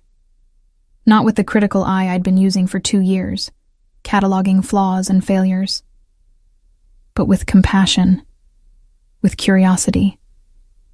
I see a survivor, I said slowly, the words feeling strange in my mouth. I see someone who endured 2 years of rejection and pain and didn't break completely. I see strength, resilience. My voice cracked. I see someone who deserves love. Not because she's perfect, but because she's human. The women applauded, some wiping tears from their eyes. Dr. Alessandra stood beside me, her hand on my shoulder. Say it again, Sophia. Say it until you believe it. I deserve love. I deserve love. I deserve love. By the end of the second week, something fundamental had shifted inside me. I hadn't lost significant weight, maybe a few pounds from the healthier eating and daily yoga, but nothing dramatic. My body looked largely the same as when I'd arrived, but I looked at it differently. On my final evening at Villa Serenita, I stood on my balcony watching the sunset paint the hills in shades of gold and rose. My phone rang, Adriano right on schedule. Amore, how are you feeling about coming home tomorrow? Nervous, I admitted. Excited. Changed. Changed how? His voice was curious, not worried. I'm not the same woman who left 2 weeks ago. I'm stronger, more certain of myself. And Adriano, I took a breath. I need you to understand something. When I come home tomorrow, I'm not coming back because I need you to validate me or make me feel worthy. I'm coming back because I want to. Because I choose you. But I'll be okay if I don't have you. For the first time in my life, I'll be okay on my own. There was a long pause. Then, that's exactly how it should be, Sophia. That's exactly what I want for you. To choose me from a place of strength, not need. Are you sure? Because I won't go back to being that woman who crumbled without your attention. If we do this, if we really rebuild our marriage, it has to be as equals. As two whole people choosing each other, not two broken people clinging together. I wouldn't have it any other way. The emotion in his voice was palpable even through the phone. Come home to me, Amore. Not because you have to, but because you want to. The next morning, as I packed my bags and prepared to leave Villa Serenita, I found a final note from Dr. Alessandra tucked into my suitcase. Cara Sophia, you came to us broken, believing you needed to change your body to be worthy of love. You leave us whole, understanding that you were always worthy.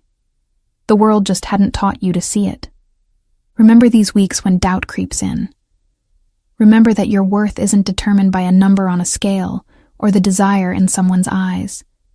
It lives in your heart, in your spirit, in the beautiful soul you finally allowed yourself to see. With love and admiration, Alessandra. The drive from Villa Serenita to the Florence airport took 2 hours, winding through countryside so beautiful it made my chest ache. I watched Tuscany slip past the windows and felt a bittersweet mixture of sadness to leave and eagerness to return home, to return to Adriano. Not as the broken, desperate woman I'd been, but as someone new, someone stronger. The flight back to Milan was uneventful, but my heart rate increased with every kilometer closer to home. What would it be like to see Adriano after 2 weeks apart?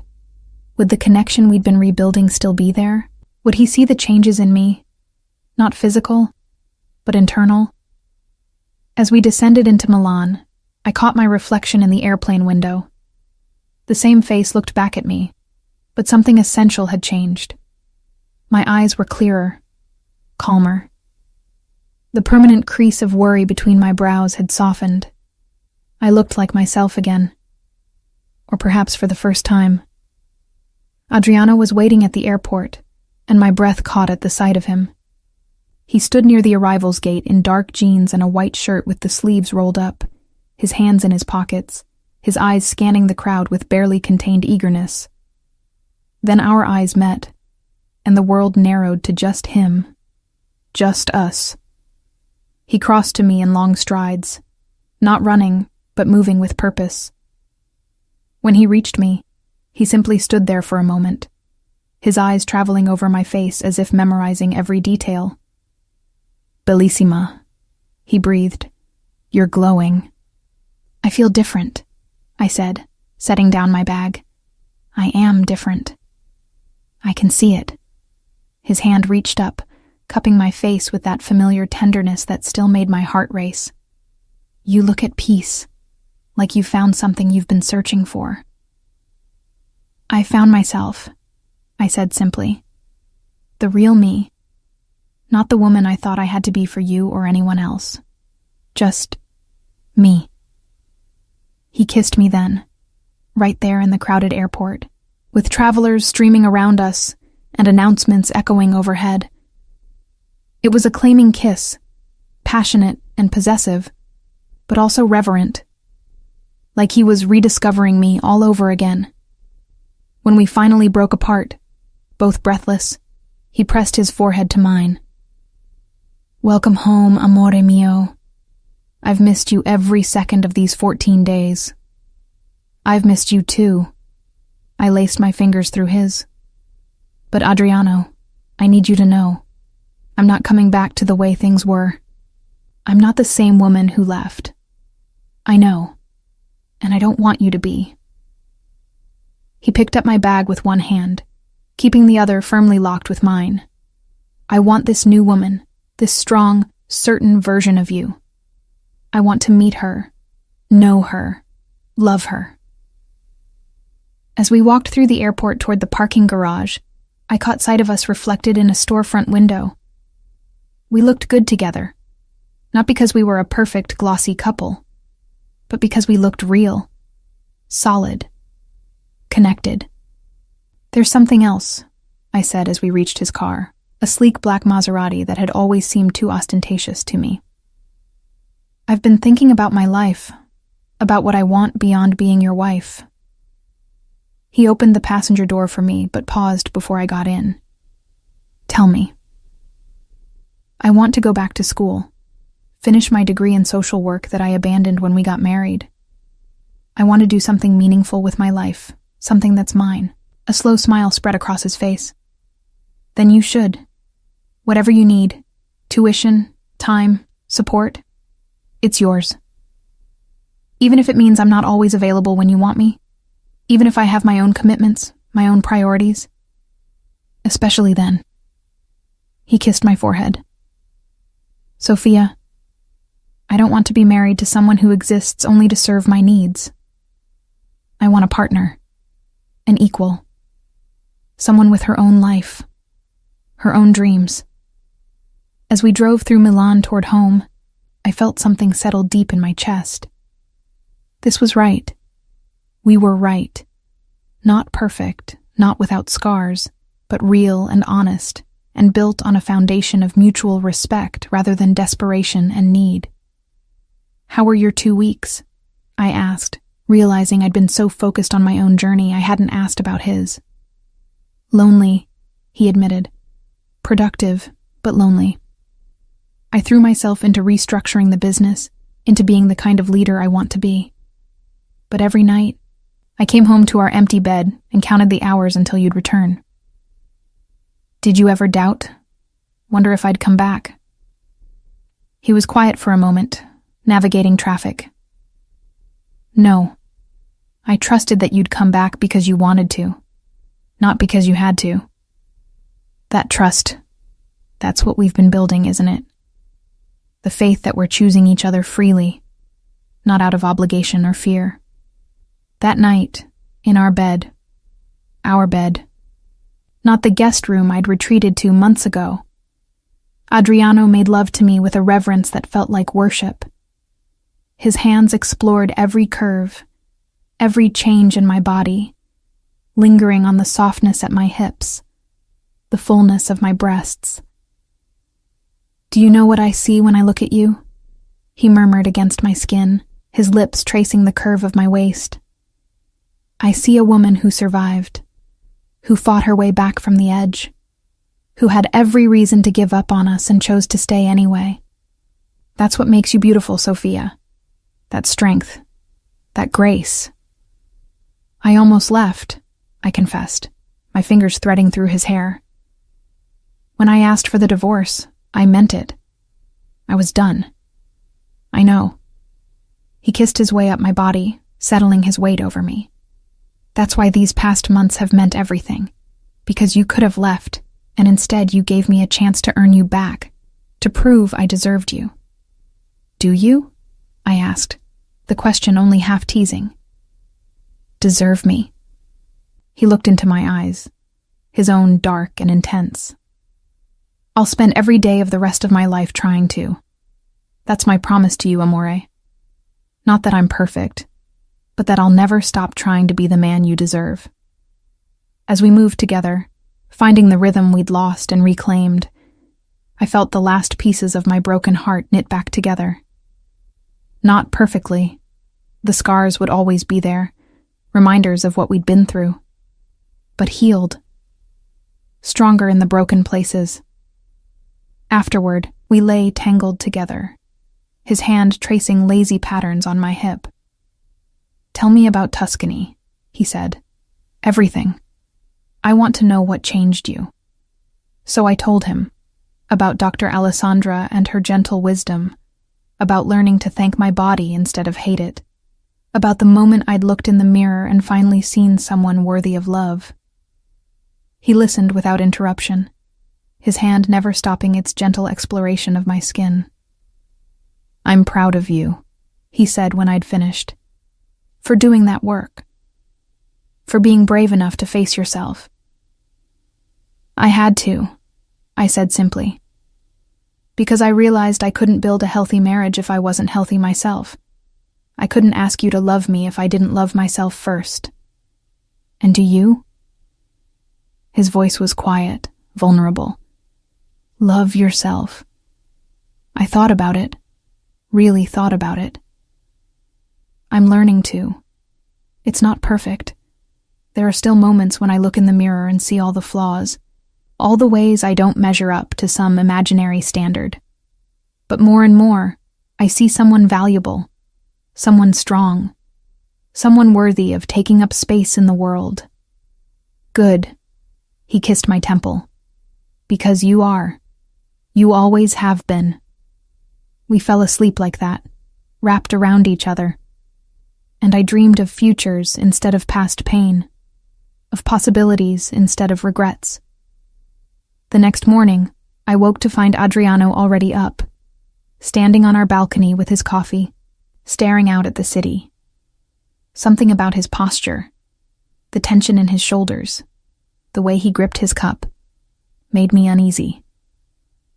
"Adriano? What's wrong?" He turned, and I saw conflict written plainly across his face. "I need to tell you something. Something I should have told you before, but I was afraid it would drive you away." My stomach dropped. "What is it?"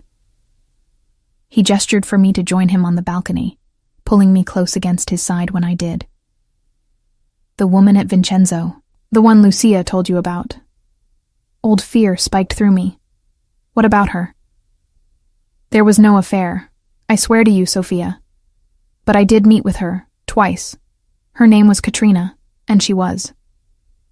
He paused, choosing words carefully. "She was trying to convince me to leave you, to marry her instead." The confession hit like a physical blow. "Why would she?" "She's the daughter of one of my business associates. Her father wanted to strengthen our alliance through marriage.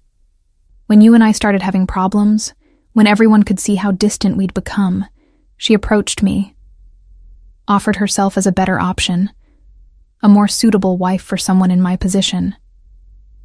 And the word came out strangled, and I told her no, every time. I was cold to you, distant, but I never for a moment considered leaving you for her or anyone else. He turned me in his arms, forcing me to meet his gaze. I need you to understand this, Sophia. No matter how badly I was failing as a husband, no matter how broken we were, you were the only woman I wanted, the only one I could ever imagine spending my life with. Then why did Lucia's source say, because I was having dinner with her, trying to let her down diplomatically so her father wouldn't take it as an insult? The first dinner, I told her clearly I wasn't interested. The second, the one that happened right before you asked for a divorce, I told her in no uncertain terms that I would never leave my wife, that even if you divorced me, even if you left me, I would never marry anyone else. I pulled back, needing space to process. You should have told me. When all of this started, when we were rebuilding, you should have been honest about this. I know. I was afraid you wouldn't believe me, afraid you'd see it as just another betrayal. His hands clenched into fists at his sides. There's nothing going on with her, Sophia. There never was. But I should have told you the truth instead of letting you imagine the worst. I walked to the edge of the balcony, looking out at Milan waking up below us. 2 weeks ago, this revelation would have destroyed me, would have confirmed every fear, every insecurity. But now, thank you for telling me, I said finally, even if the timing isn't great. He moved behind me, his hands tentative on my waist. Are we okay? We're okay, I said, leaning back against his solid warmth. Because I believe you. Not because I'm naive or desperate, but because I know you now. The real you. And the man I know wouldn't lie to me about this. His arms tightened around me, his face buried in my hair. I don't deserve you. Maybe not, I agreed, and felt him flinch. But you're trying to, and that's what matters. 6 months after my return from Tuscany, I stood in front of the mirror in our bedroom, adjusting the fitted blazer Lucia had helped me select. My first day back at university, 33 years old, returning to complete the social work degree I'd abandoned when I married Adriano. My stomach fluttered with nerves and excitement in equal measure. You look perfect, Adriano said from behind me, his reflection appearing in the mirror as he approached. He was dressed for his day as well, charcoal suit, burgundy tie, the uniform of a powerful man. But the way he looked at me held none of the cold distance of our dark years. Only pride and warmth. Bellissima and brilliant. I'm terrified, I admitted, turning to face him. What if I can't keep up with kids 10 years younger than me? What if I've forgotten how to be a student? He cupped my face, tilting it up to meet his eyes. Then you'll learn again. You're one of the strongest people I know, Sophia. You survived 2 years of a broken marriage, rebuilt yourself from the inside out, and chose to love again, despite having every reason not to. University will be easy compared to that. I laughed, some of the tension draining from my shoulders. When did you become so wise? When I nearly lost everything that mattered. He kissed my forehead, gentle and reverent. Now go. Show them what Sofia Romano Bianchi is capable of. The university campus was a sprawl of historic buildings and modern facilities, buzzing with students rushing between classes. I found my first classroom, Introduction to Social Work Theory, and slipped into a seat near the back, hyper-aware of being older than most of my classmates. First day back? The girl beside me asked with a friendly smile. She had purple streaks in her dark hair and multiple piercings, couldn't have been more than 20. Is it that obvious? Only because you look how I felt last week when I started. She extended her hand. I'm Chiara, second-year transfer student. Sophia, first year, starting over student. I shook her hand, grateful for the kindness. Well, Sophia, if you need a study buddy or just someone to grab coffee with between classes, I'm your girl. The professor entered then, a stern woman in her 50s named Dr. Ferrara, and the semester began. For 3 hours, I was absorbed in discussions of social justice theory, systems thinking, and the ethical foundations of social work. My hand cramped from taking notes, my mind buzzed with ideas, and I felt more alive than I had in years. This was what I'd been missing. Purpose beyond being someone's wife. A sense of identity separate from my marriage.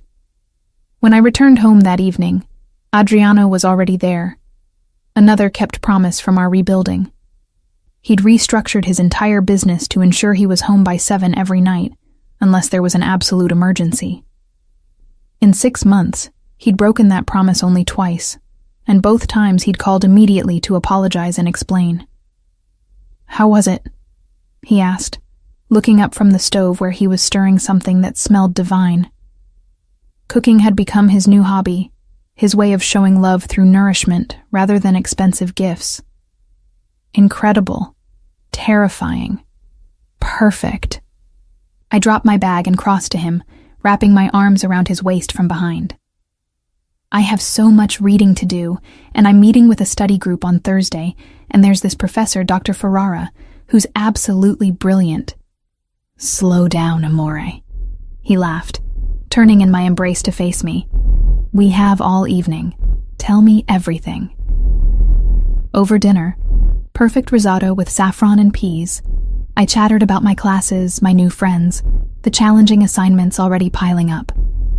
Adriano listened with genuine interest, asking questions that showed he was really hearing me, really caring about this new aspect of my life.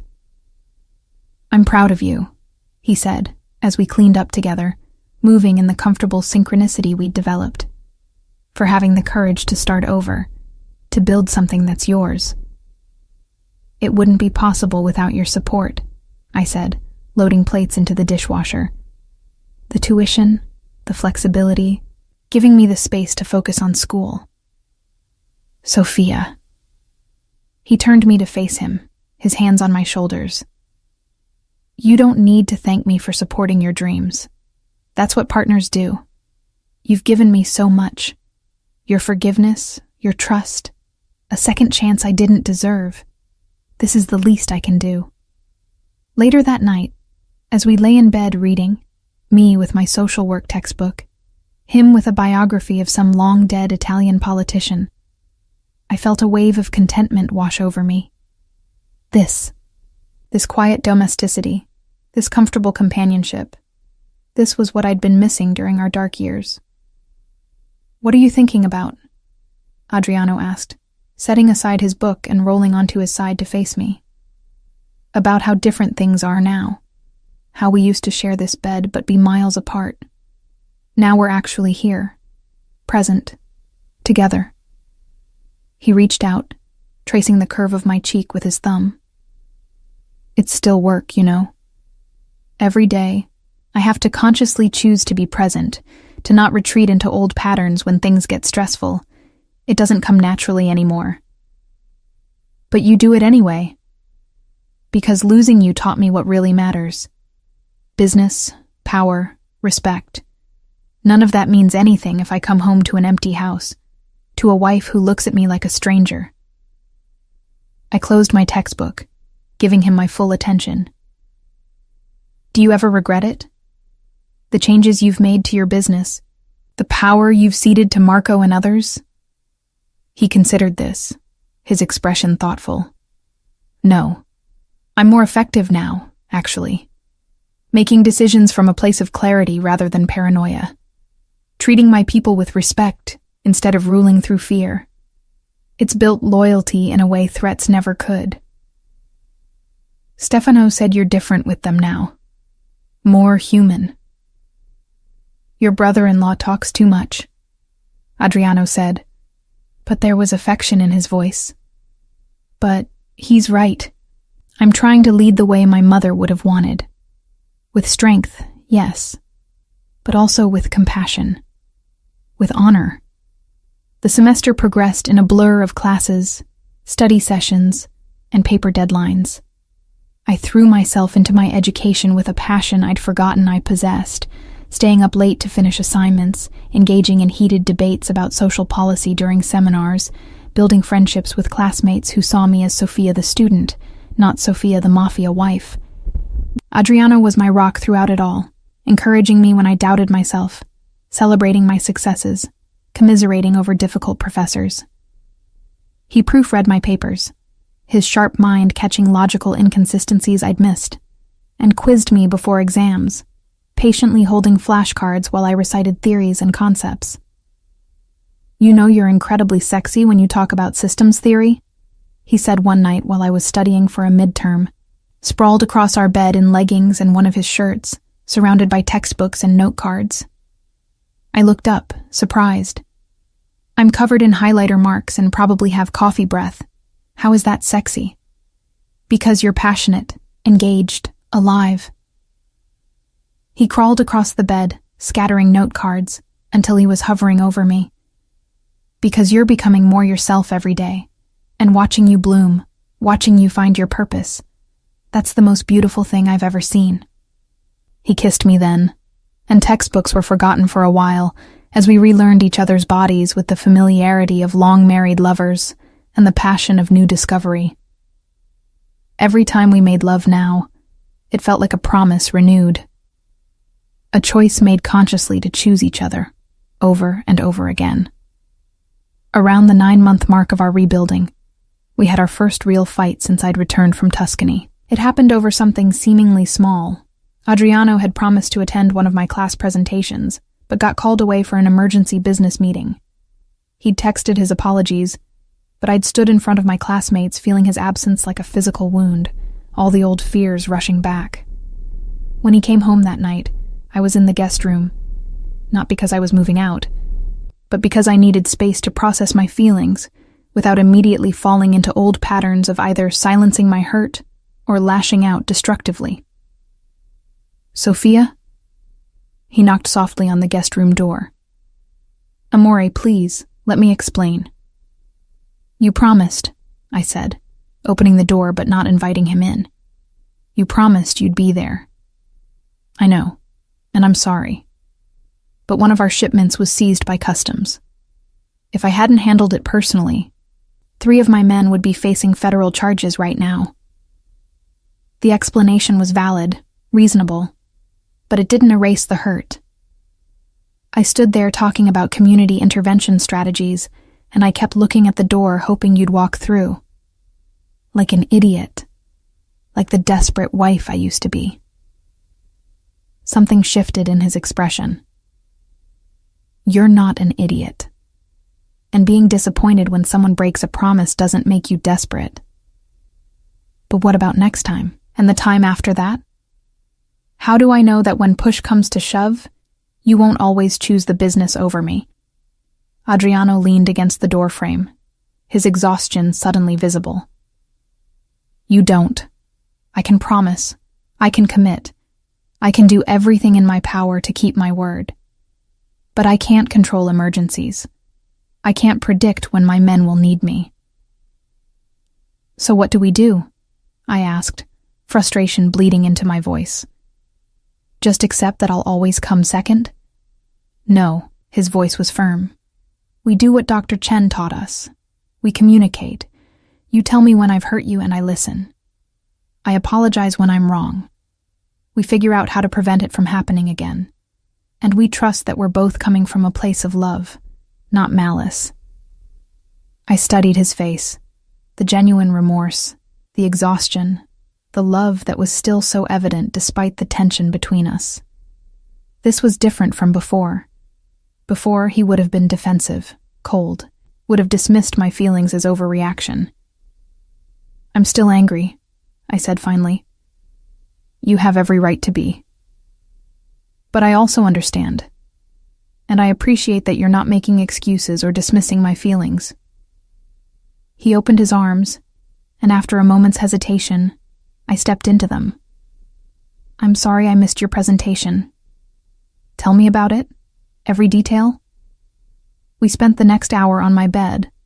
Not the guest room bed, but ours, where we belonged. While I recounted my presentation, he listened intently, asked questions, made me feel like even though he'd missed the live event, he was still fully present for me now. "I'll do better," he promised, as we finally headed back to our bedroom. I can't promise I'll never miss another important event, but I can promise I'll move heaven and earth to be there. And when I can't, I'll make it up to you. "How?" He smiled, that slightly wicked smile that still made my heart race. "You'll see." 2 days later, I came home from classes to find my entire study group, 6 people I'd been working with all semester, sitting in our living room. Marco and Stefano were serving them coffee and pastries, while Adriano set up a projector screen. "What is this?" I asked, completely confused. "This," Adriano said, gesturing to the assembled group, "is me making it up to you. I missed your presentation to the class, so you're going to give it again here, and I'm going to watch. And afterward, we're all going to celebrate your brilliance." My study group grinned at me, clearly delighted to be part of this scheme. "You're ridiculous," I said, but I was laughing, touched by the gesture. "I'm committed," he corrected. "There's a difference." So I gave my presentation again, on trauma-informed approaches to family intervention, to an audience of my classmates, my husband, my brother-in-law, and Marco, who kept asking surprisingly insightful questions. Afterward, Adriano had arranged for a full catered dinner, turning our living room into an impromptu celebration. "Your husband is extra," Chiara whispered to me while we ate, "but also kind of amazing." "He is," I agreed, watching Adriano charm my classmates with stories of growing up in Milan. "Very extra. And yes, amazing." As my first year of university drew to a close, I realized how much had changed in a single year. I'd gone from a woman who could barely look at herself in the mirror to someone who walked with confidence, from someone who defined herself entirely through her marriage to someone with her own identity, her own goals, her own life. Adriano and I had gone from strangers sharing a bed to true partners. We still had arguments, healthy ones, where we expressed our feelings and worked through conflicts instead of letting them fester. We still had moments of doubt, flashes of old fears. But we faced them together, with honesty and commitment. On the night before my final exam, social work ethics, I couldn't sleep. I lay in bed staring at the ceiling while Adriano slept peacefully beside me and took stock of our journey. 2 years of misery. Months of painful rebuilding. A year of growth and change and choosing each other daily. "You're thinking too loudly," Adriano murmured, his eyes still closed. "I can hear your brain whirring from here." "Sorry, I didn't mean to wake you." "I'm not really awake." He pulled me close, tucking me against his chest. "Tell me what's keeping you up." "I was just thinking about how far we've come. How different everything is now." "Different how?" I considered the question, running my hand over his chest, feeling his heartbeat steady and strong beneath my palm. "Before, I was terrified of losing you. So terrified that I lost myself trying to hold on. Now, I know that if I lost you, I'd be devastated. But I'd survive. I'd be okay. And somehow, knowing that makes me love you more freely. Because I'm choosing you from a place of strength, not fear." He was quiet for a long moment, his hand tracing patterns on my spine. "You have no idea how much that means to me. Knowing you're here because you want to be, not because you need to be. And you? Do you still feel like you don't deserve me?" "Every day," he admitted. "But I've learned that's okay. That feeling, That awareness of how lucky I am keeps me from taking you for granted. Keeps me consciously choosing to be the man you deserve. I lifted my head to look at him in the darkness. What if I told you that you do deserve me? That you've proven yourself over and over again? I'd say that's for you to decide, not me. But I'd be grateful every day that you think so. I kissed him then, slow and sweet, and felt the familiar heat build between us. After, as we lay tangled together, sweaty and satisfied, I felt something settle deep in my soul. This was it. This was the marriage I'd dreamed of when I'd walked down the aisle 3 years ago. Not perfect. We'd never be perfect. But real. Honest. Built on a foundation of mutual respect and conscious choice. Ti amo, amore mio, Adriano whispered into the darkness. Thank you for not giving up on us. Ti amo, I whispered back. Thank you for giving me a reason not to. The final scene of our story came 3 months later, at a small dinner party Adriano and I hosted for our closest friends and family. Stefano was there with his new girlfriend, a sharp-witted lawyer named Francesca. Marco had brought his wife, a gentle woman who ran a bookstore. Lucia came with her husband, the first time I'd met him. And Chiara, along with 2 other classmates, rounded out the group. As I moved through our apartment, refilling wine glasses, bringing out more food, laughing at jokes and stories, I caught Adriano watching me. He stood in the doorway to the kitchen, a glass of wine in his hand, and the look on his face made my breath catch. Pure love, pride, possession in the best sense of the word. Not ownership, but cherishing. What? I asked, crossing to him. Just admiring my wife. He pulled me close, pressing a kiss to my temple. Look at you, bellissima, surrounded by friends, pursuing your dreams, so vibrantly alive. This is who you were always meant to be. We almost didn't make it here, I reminded him quietly. I know. That's what makes this so precious. We almost lost everything, and we fought our way back.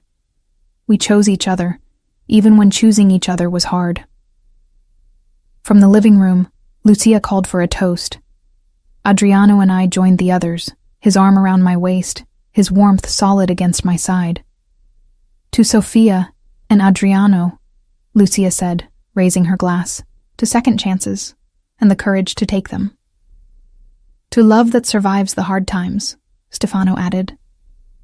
To marriages built on honesty, even when honesty is painful, Francesca contributed.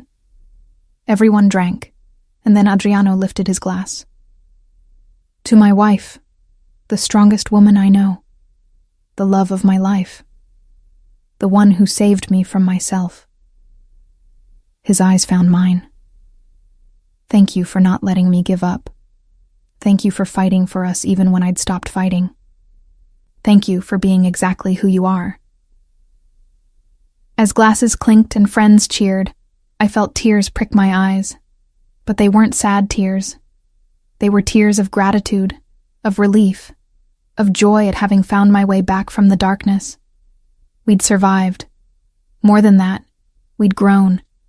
We'd taken a marriage that was dying and breathed new life into it. Not by pretending the damage never happened, but by acknowledging it, learning from it, and choosing differently. Later, after everyone had gone home and we were cleaning up together, another small ritual of partnership we'd developed, Adriano pulled me into his arms in the middle of our kitchen. Dance with me, he said, even though there was no music. There's nothing to dance to. We don't need music. We never did. So we swayed together in the quiet kitchen, surrounded by dirty dishes and the remnants of a beautiful evening. And I realized this was the moment I would remember when I thought about our love story. Not the wedding day, though that had been beautiful. Not the dark years, though they'd taught us necessary lessons. This moment. Dancing in our kitchen with dirty dishes in the sink and friends' laughter still echoing in the air. Choosing each other. again and always. I love you, I whispered against his chest. I love you more. Impossible. Watch me prove it, he said, and I heard the smile in his voice. Every single day for the rest of our lives, I'll prove it. And he did. Not perfectly. We were human, after all, prone to mistakes and misunderstandings. But consistently, faithfully, with actions that matched his words, and words that honored the truth. We'd been given a second chance, and we didn't waste it. We built something better than what we'd had before. Something stronger, forged in the fires of pain and cooled in the waters of forgiveness. A marriage, a partnership, a love that had been tested and had survived, and that, in the end, was everything.